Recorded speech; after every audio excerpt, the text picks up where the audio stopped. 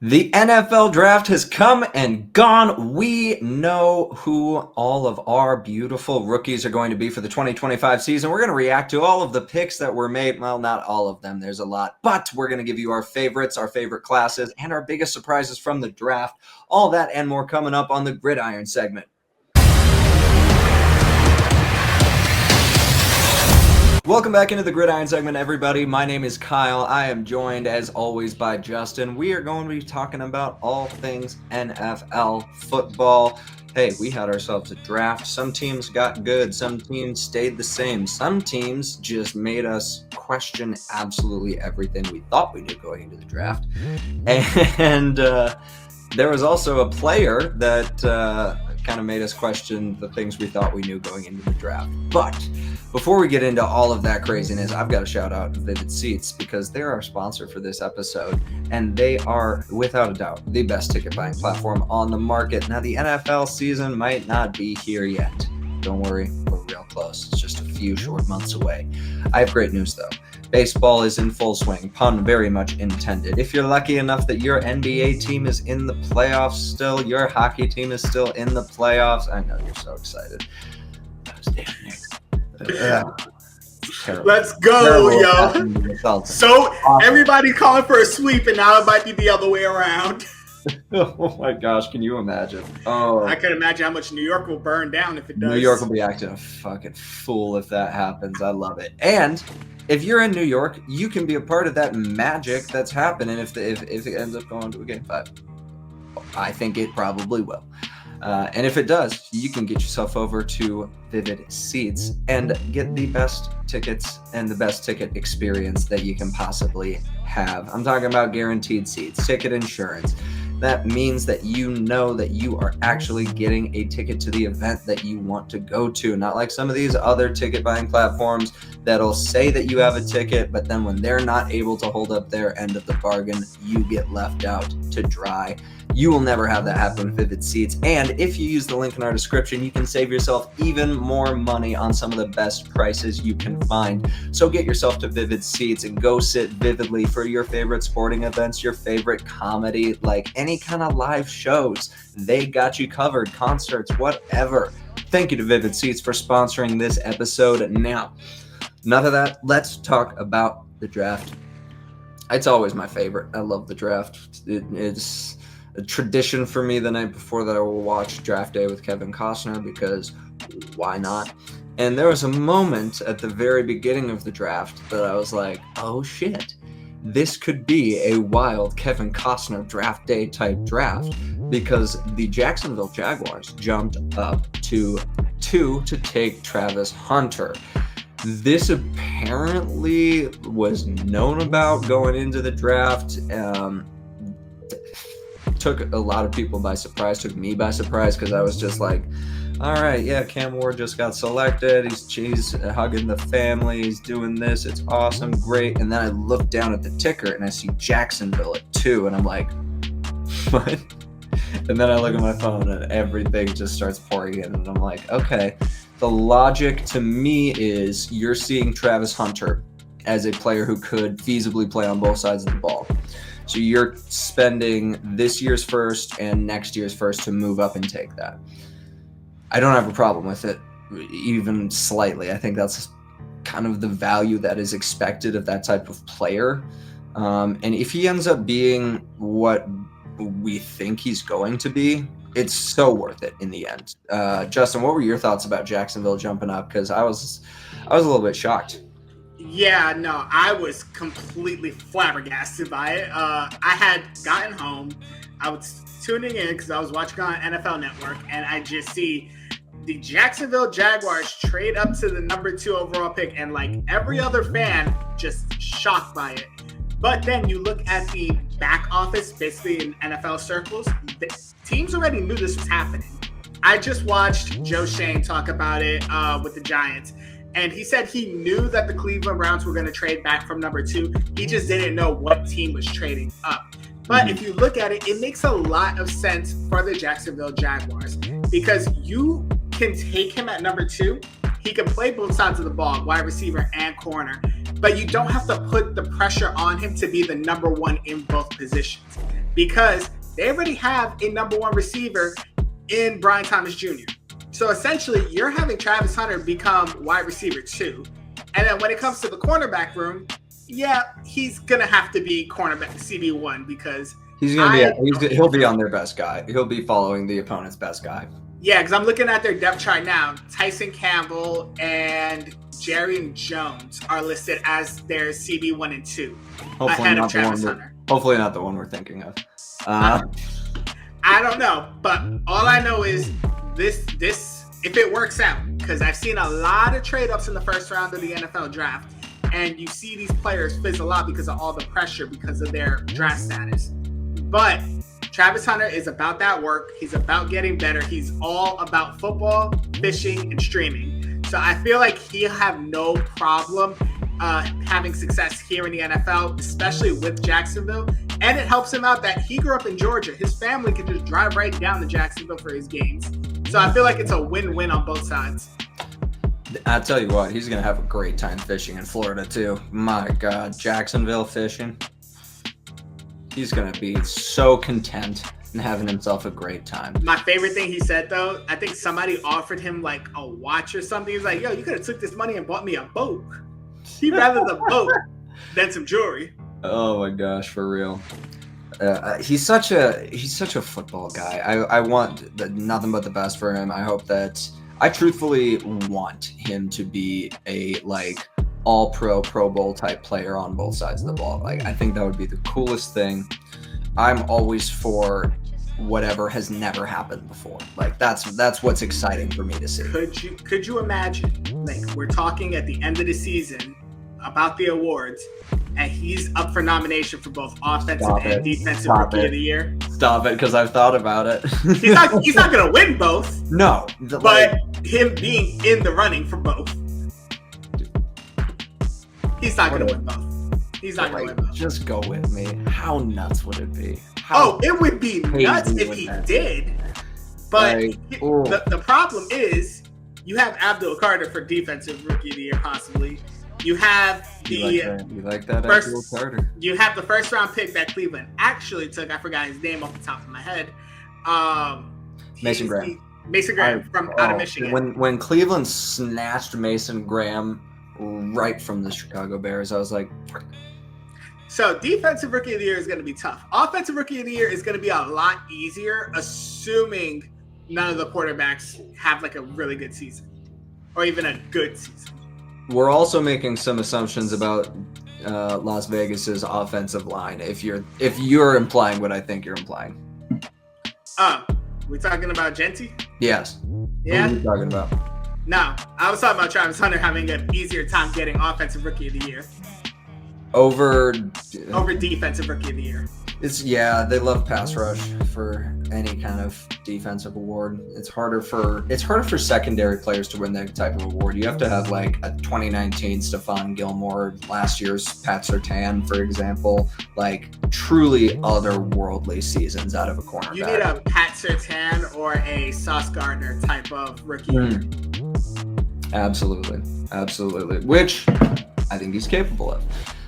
The thing is, he's going to have to be that level or it'll be apparent real quick. Because like you said, that depth chart for the corner room in Jacksonville, he's their best corner already. He has to be.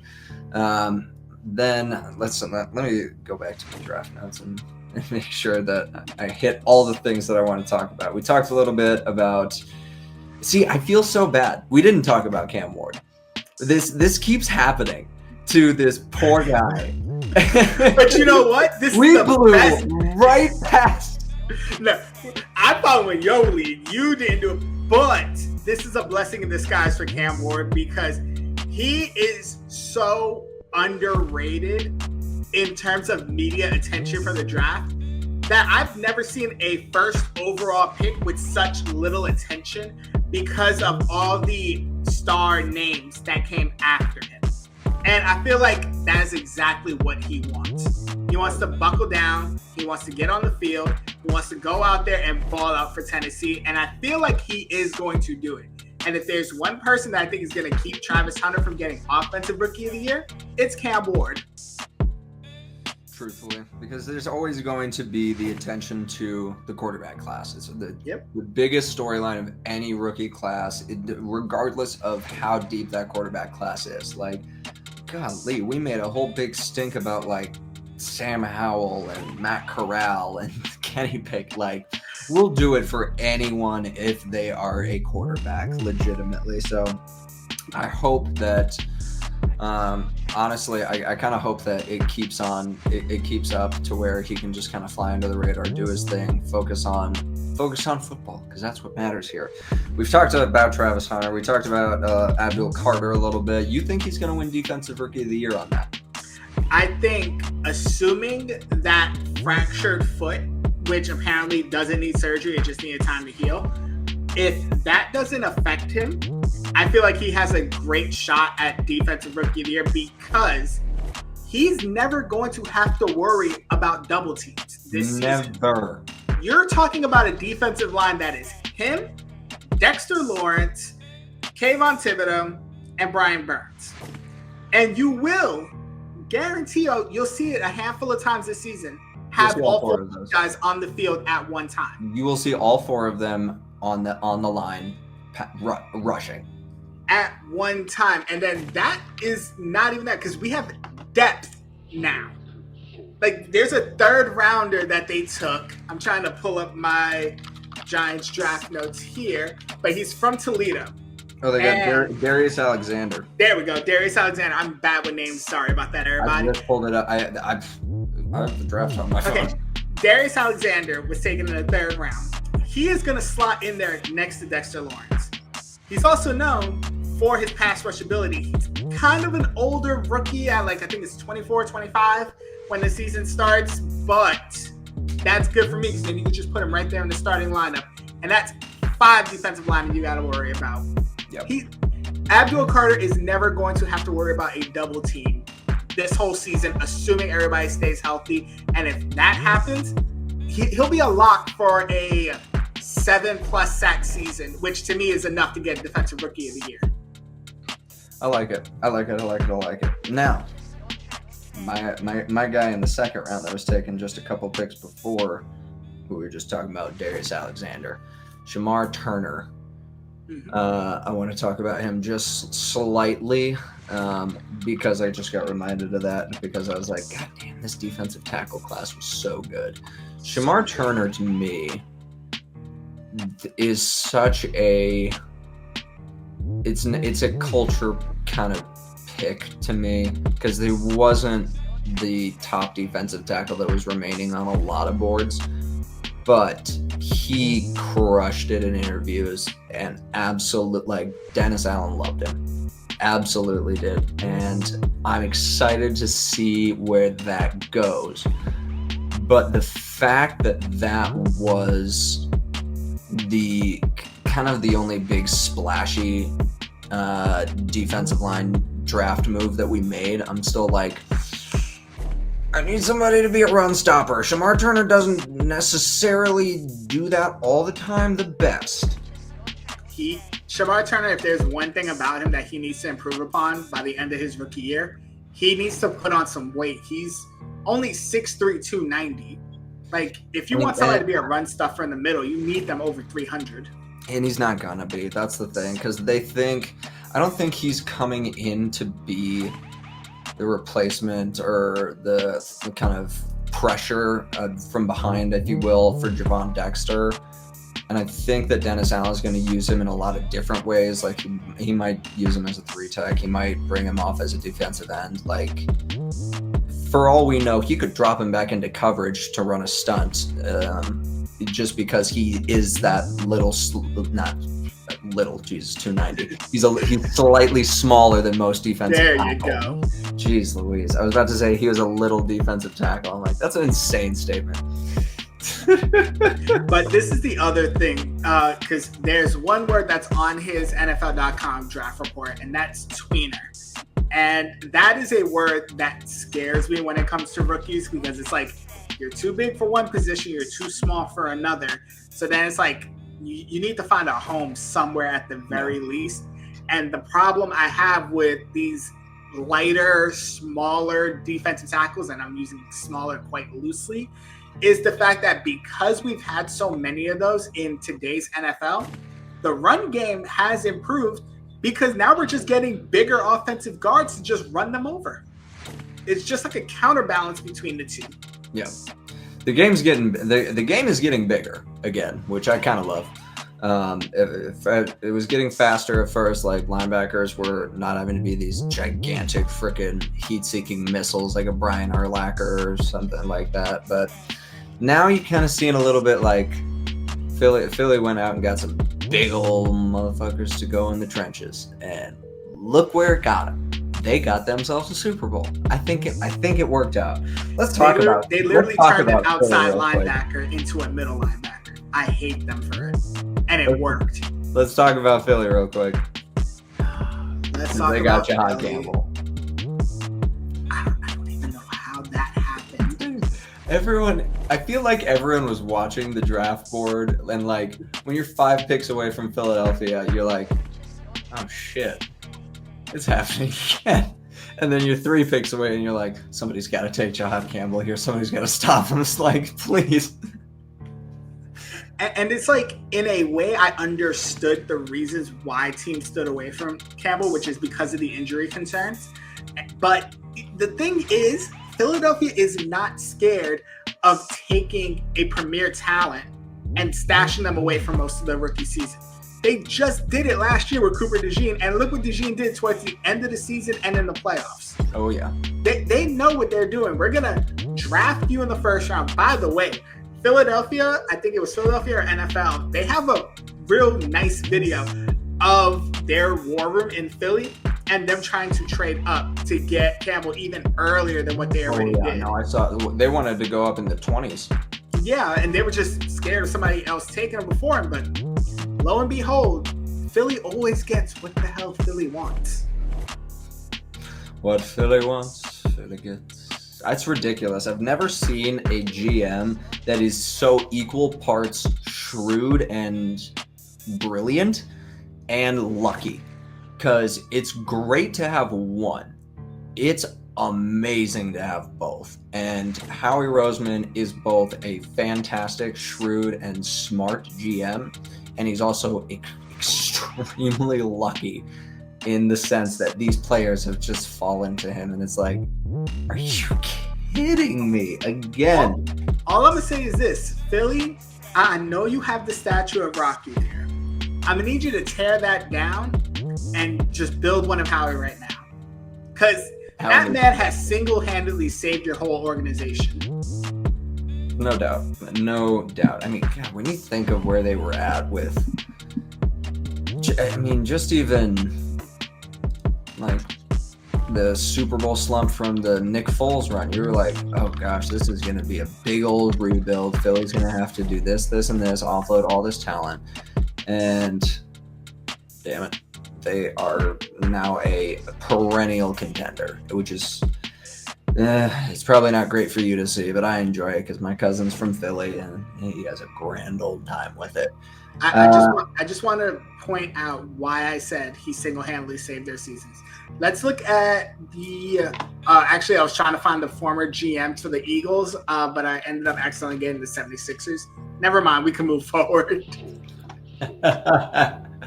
Oh my gosh. Let's talk a little bit about the tight ends, because I need to talk about it. I have come around to the fact that Colston Loveland is a Chicago Bear. Then the Luther Burden pick happened, and I'm like, we're getting 2 slot? Okay, so we had a hole at the slot, I guess, because Keenan's gone. That makes sense. Rome is not as much of a slot guy. I like him more outside. Same with DJ. DJ, you just put anywhere, he's fine. But there was that little bit of a hole at like having a dominant slot guy like Keenan Allen to run those kinds of routes. And then we got Colston Loveland, and I'm like, okay, great. I kind of love Ben Johnson scheming Colston Loveland from the slot. And then they pick Luther Burden. I'm like, okay, great. I love Ben Johnson scheming Luther Burden from the slot. Wait, hold on.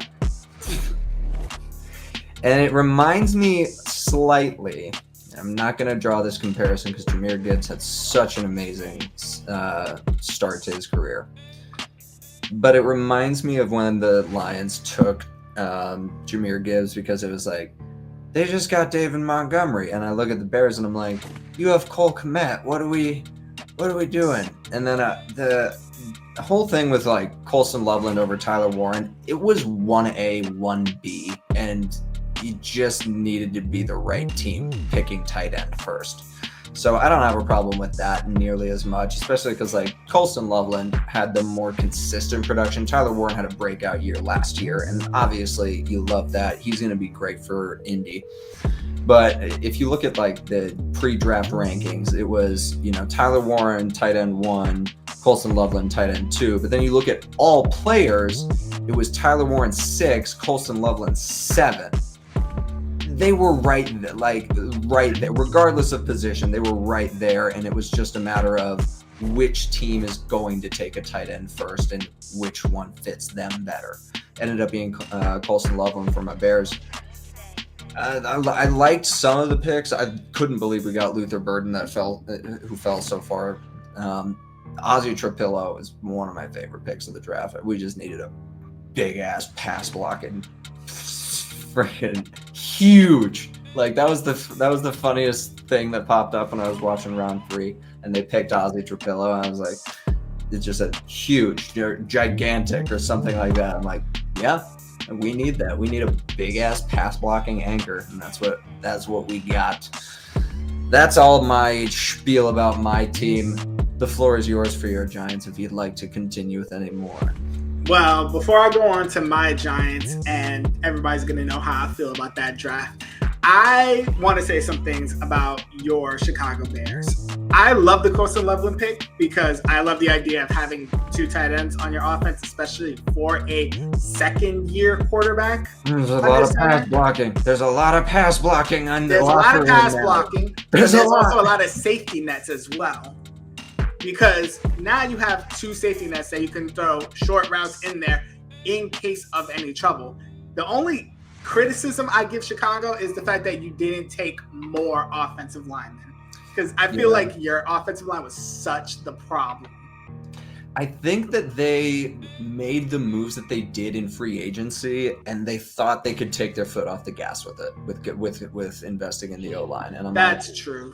But I don't love it still. Like we needed starters. We didn't even need depth. We needed starters. We went out and got starters, but we still needed depth. And in my opinion, we still do. We'll see what happens. But for my Giants, for all the crap I had to deal with last year, especially thanks to Hard Knocks last year, I feel like we were redeemed with this draft class, especially coming off of the good draft class we had last year. And I know everybody was in their feelings after night 1.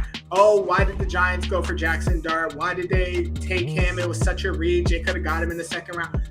When you have the quarterback that you want to have, or in this case, the quarterback that Dable, the guy who was brought into New York because of his ability to develop quarterbacks, you give him the quarterback he wants. Yeah.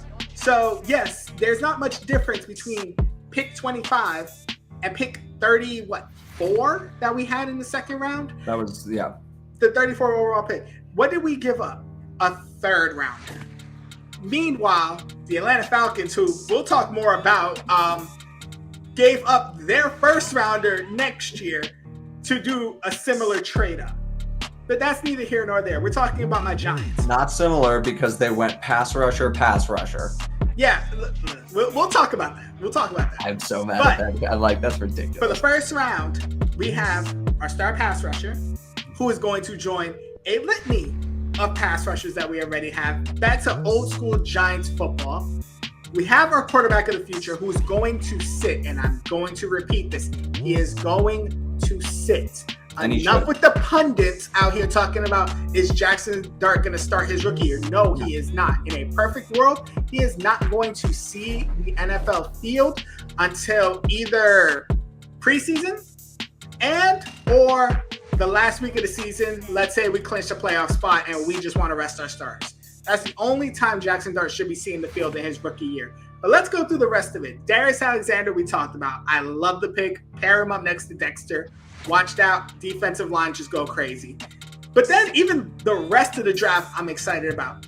Cam Scatterboo. Everybody's talking about the Raiders and Genty. Scatterboo broke just as many tackles last year as Genty. I loved the Scatterboo pick for y'all. When that happened, I was like, that.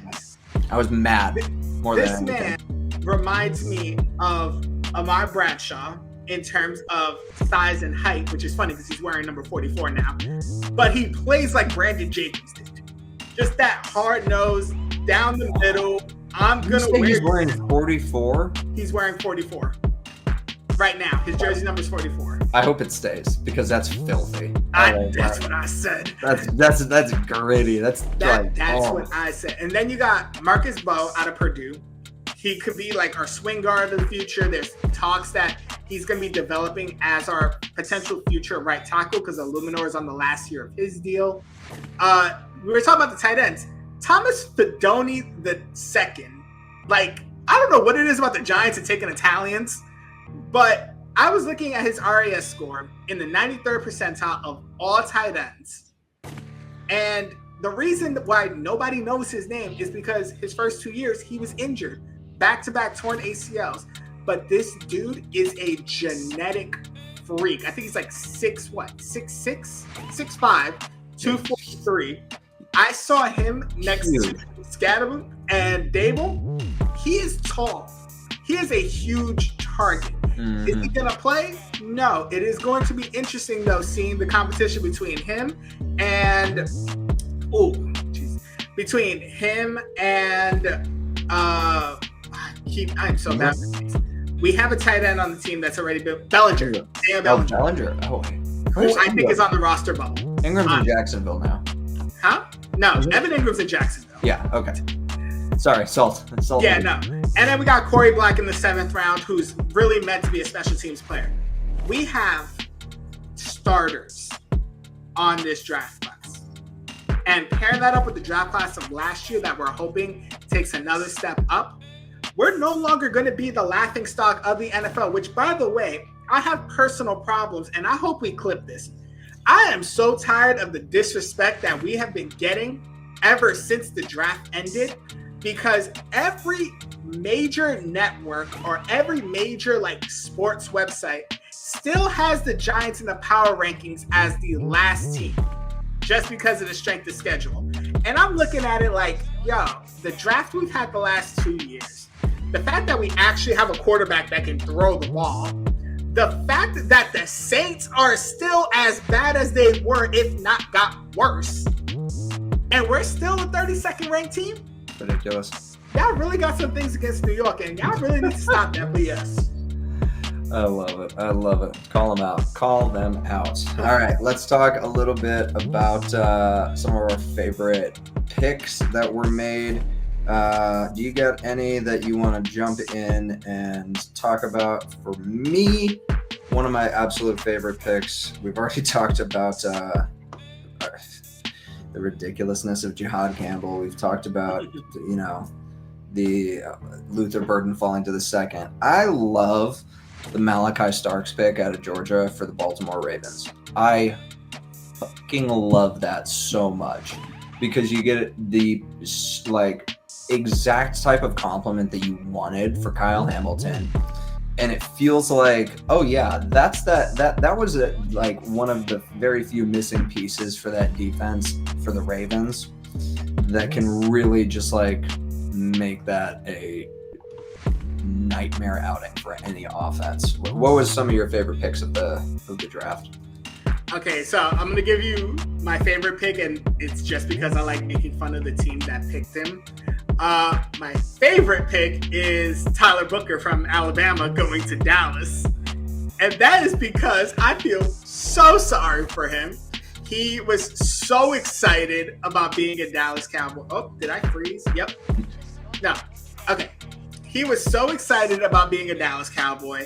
He was just screaming it as he was going on stage. I'm going to be a Cowboy, hitting the star, all that. He hasn't given up a sack in the last 2 years, which is the thing everybody made about him.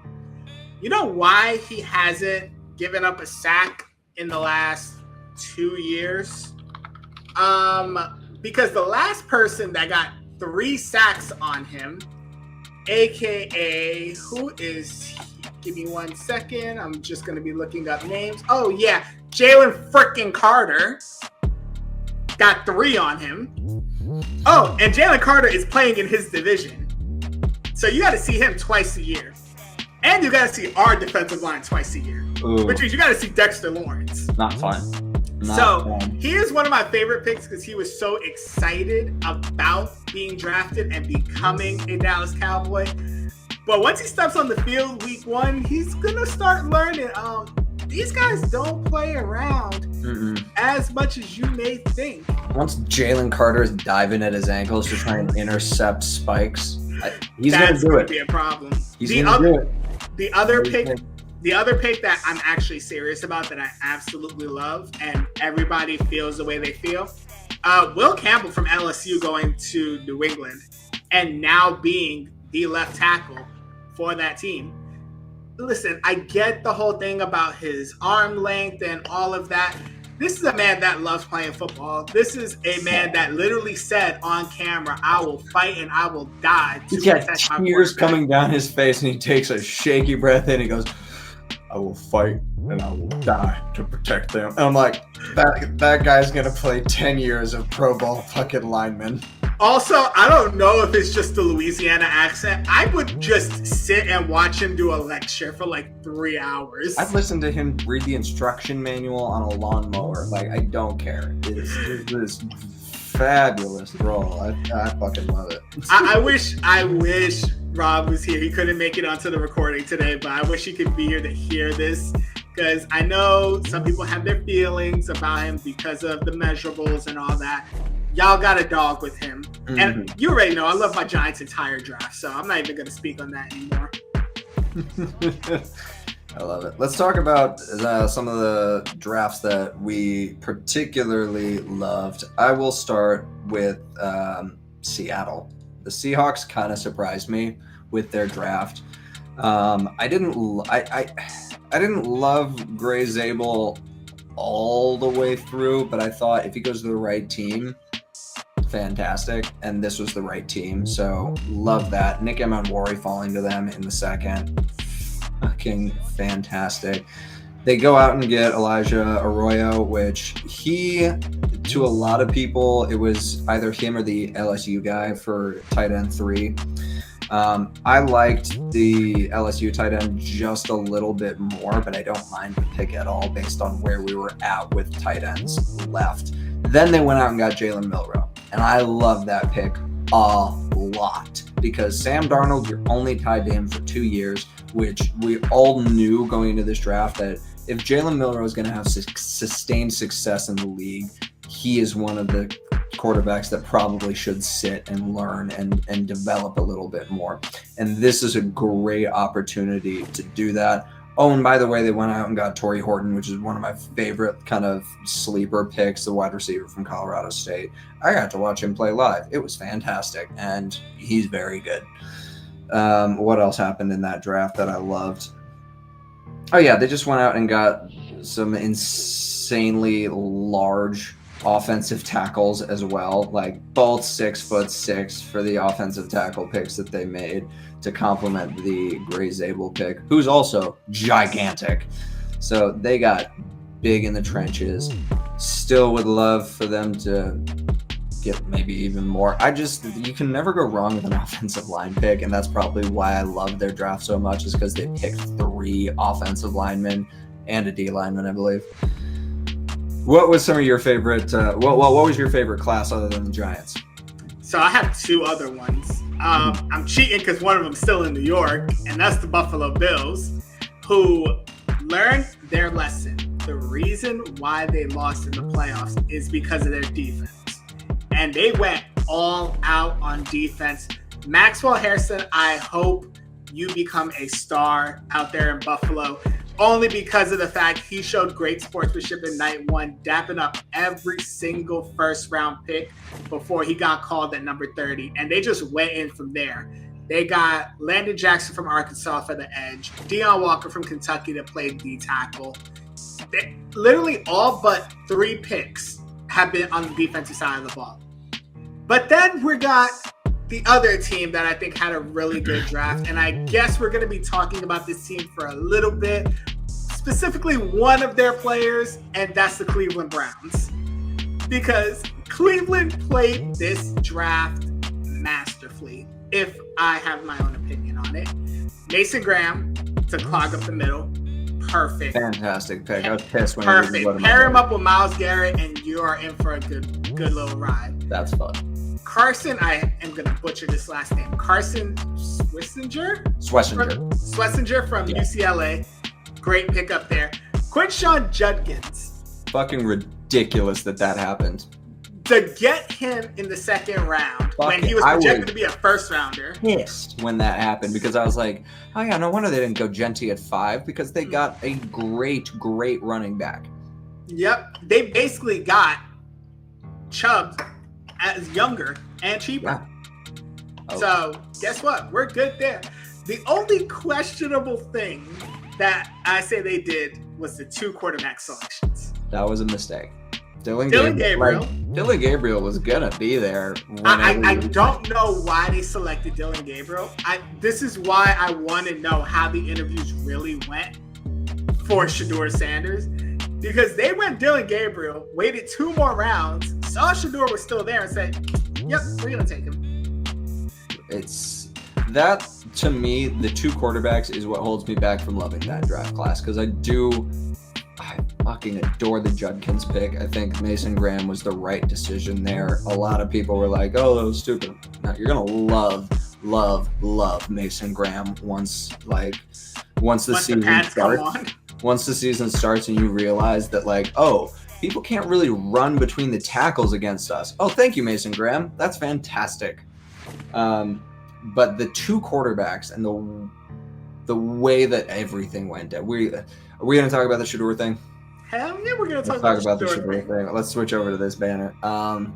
The 2 quarterback thing with Cleveland, the way it happened was surprising because everyone's thought was, okay, once the Browns went with Gabriel, it was like the Raiders are really the only option left because at that point, Tyler Shaw had gone to the Saints. Jackson Dart had gone to the Giants. Cam Ward, what we keep forgetting about.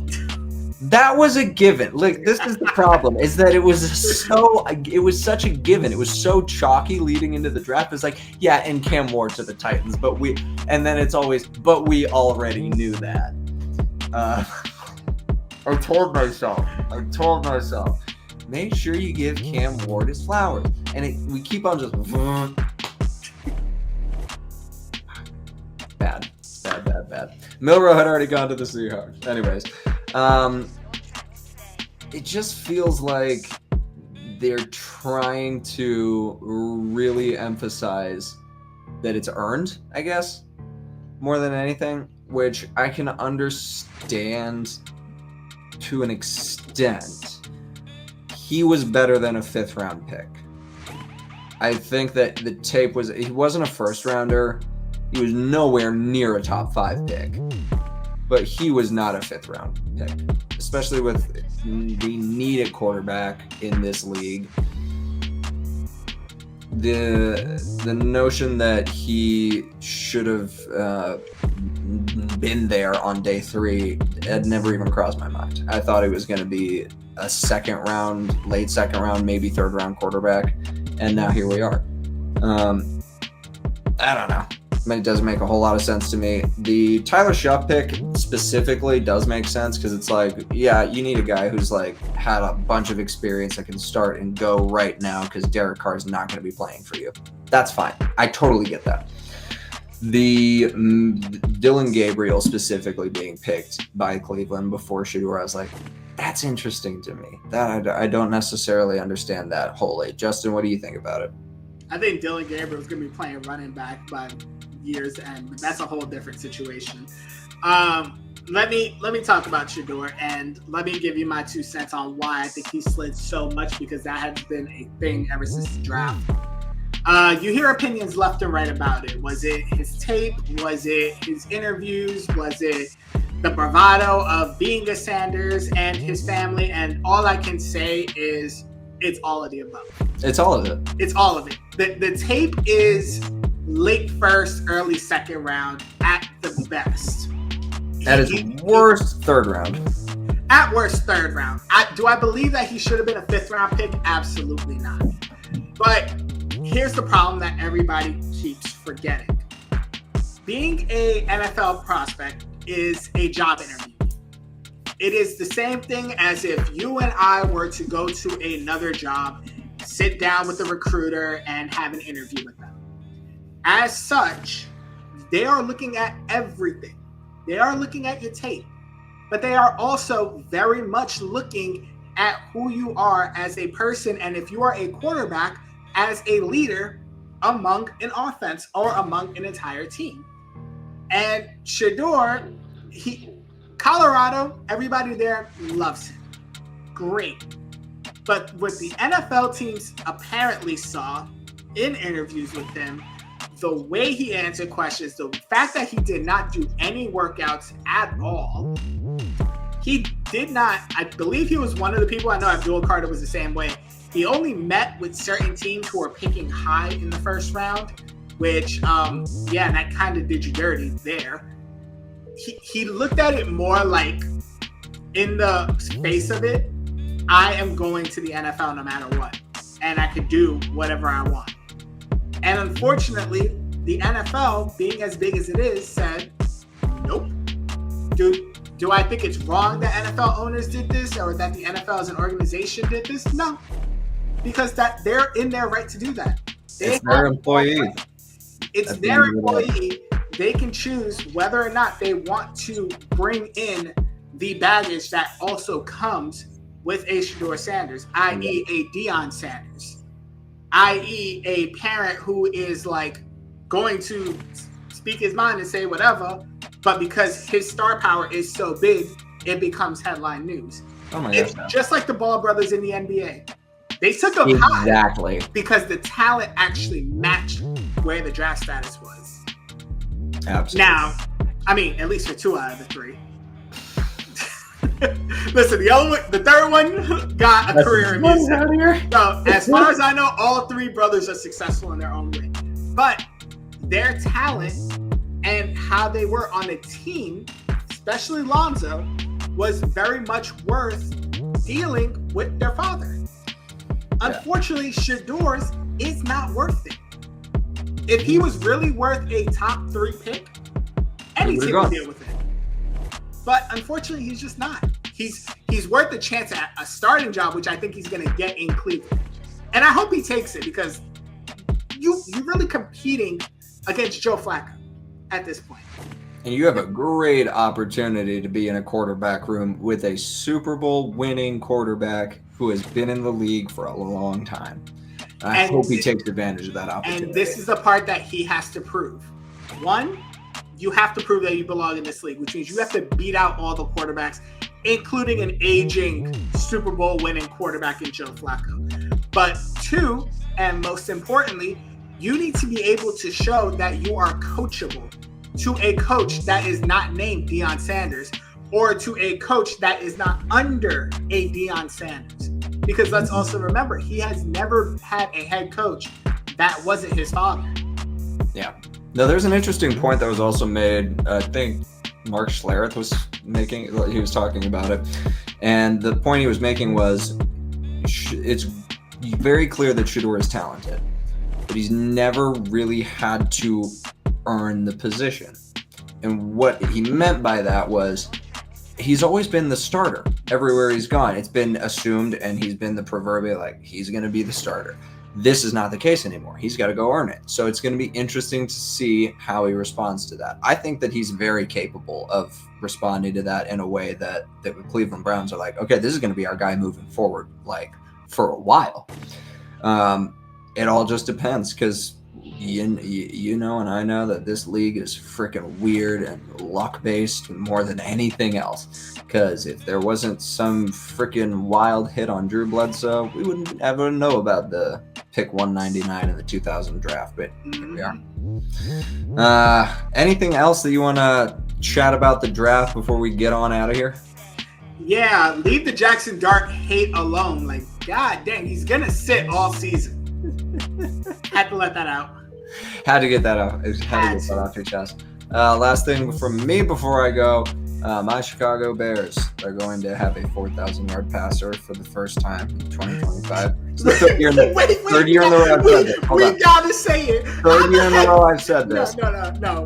We gotta say this. How do y'all have a Pope before y'all have a 4,000-yard passer? Like, what is going on in Chicago? We got my favorite one from Chicago. My favorite one had to be that somebody had posted immediately after we all found out. It was like, hey, the Father, the Son, and the Bears, am I right? I'm like, yes, absolutely. Now, I don't mean to bring up religion into this, but that was such a great thing to learn about. Also to learn that he went to Villanova, so that means all good things for my Knicks. Hey, you're going to get it. It's all things coming up, Knicks. Apparently he's a Sox fan, which I don't love. Lord knows that team needs some help. Like White Sox? White Sox. Oh, man, I wouldn't be saying that the White Sox need some help. That's the White Sox. That is the best fan to get because then it's Angels in the outfield all year long. I don't think even God could help the White Sox.